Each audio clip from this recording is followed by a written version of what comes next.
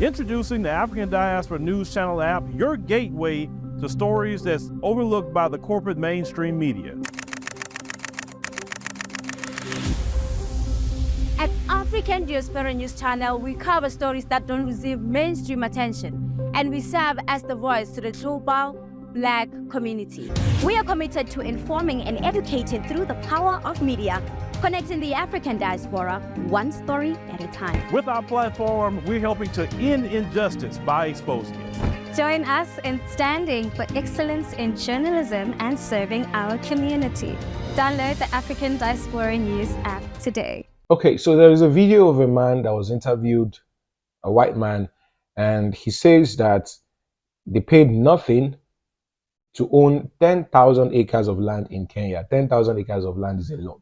I need you to watch this video and we'll come back to talk about it.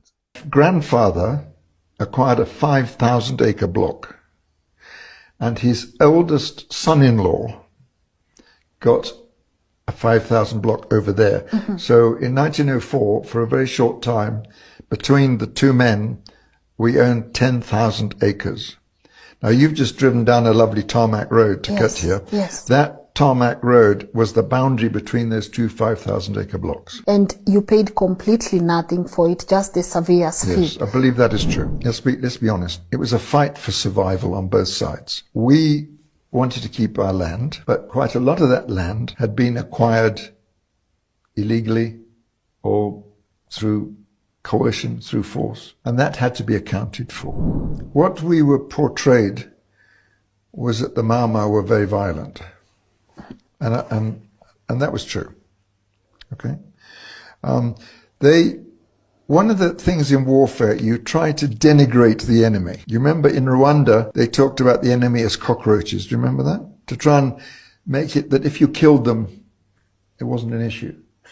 You know, we don't, where's the aerosol can? You know, you're just spraying cockroaches. Okay. And so what I do remember as a child is that they produced horror books. So you would get a publication of 10 or 15 pages, quite big, with nothing but atrocities of people that have been chopped up. All right, welcome back. Now, this statement, for me, reflects the brutal reality of colonial land grabs. You know, during the British colonial rule, vast tracts of land in Kenya were taken from indigenous communities, okay, without compensation. And not just Kenya. This is something that's happened in almost all African countries that have been colonized. Now, much of this land was handed to settlers of the crown, often forcibly, you know, under the guise of development or administration. So even decades after independence, listen, even decades after independence, land ownership in Kenya and many other African countries remains skewed. So former colonial families or their descendants, they still control large estates, while local populations they will also always struggle with land acres. All right, generational poverty rooted in dispossession. So this has been the case, because why would you have access to 10,000 acres of land in Africa? And this is the same issue that's going on in South Africa presently. Okay, so now this man has come to say this. The question is, look at the tone he says it. He says it like there is no remorse. He said it like that is their rights. It's something they are entitled to. Nobody has any right over those lands. There's no form of remorse. If you listen to what he said, you saw him speak there.